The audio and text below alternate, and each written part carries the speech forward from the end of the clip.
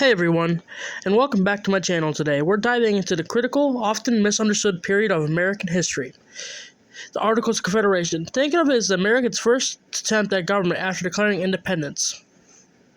Spoiler alert, it wasn't a smashing success, but it's critical to understand why. Imagine this. You just won a hard-fought war for independence. You're ecstatic, but now you have to figure out how to eventually run a country. Now that the situation is the newly formed United States found it itself. They knew they didn't want another King George, so they created the Articles of Confederation, ratified in 1781. This document established the League of Friendships between the 13 states. The article created a very weak central government. Thinking of it like a loose alliance rather than a unified nation. The states held on to the most of the power, which, after their experience with the British monarchy, felt like the safest option. They were worried about centralized power. Let's break down the structure. The articles established a unicameral legislative, meaning just one house, called the Confederation's Congress. Each state got one vote, regardless of its population. Sound fair, right? Well, not exactly. Rhode Island, with its tiniest population, had the same voting power as Virginia, which was huge. Now here, where things get interesting. And by interesting, I mean problematic. The central government, under the article, had very limited power. It could declare war, negotiate treaties, and manage relations with the Native American tribes. Sounds important, right?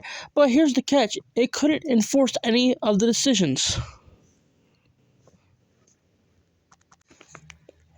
It couldn't tax the states directly. Imagine you trying to run a country without the ability to collect taxes. The central government had relied on the states' voluntary contribution of money, which, unsurprisingly, they often didn't do. This led to massive financial problems. The government was constantly in debt and couldn't even pay its own soldiers.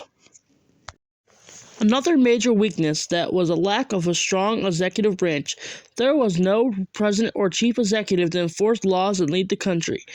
And the Confederate Congress acted as both the legislative and essentially the executive, which was inefficient and ineffective. Don't even get me started on a judicial system. There was no national court system to resolve disputes between states. This often led to economic conflicts, even threatened to tear the fragile union apart. So why did the Articles fail? Well, it was designed to be weak. The states were afraid of repeating their experience with the British rule that created a government that was too weak to function. Eventually, the classic case of overcorrecting.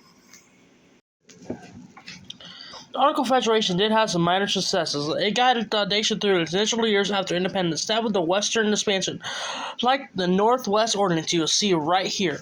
However, it's a fundamental weakness that ultimately led to its demise.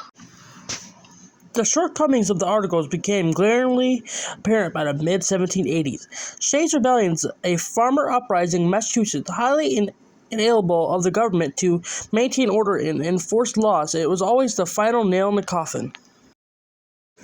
Realizing the Articles were a dead end, the Founding Fathers converted the Constitutional Convention in 1787. They scrapped the Articles and created a new framework for American government, the United States Constitution, which we'll be covering in another video.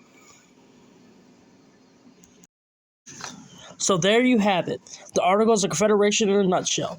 It was a noble experiment, but ultimately, it proved the strong central government is essential for a nation to thrive. Don't forget to like, subscribe, and hit the notification bell for more American history content.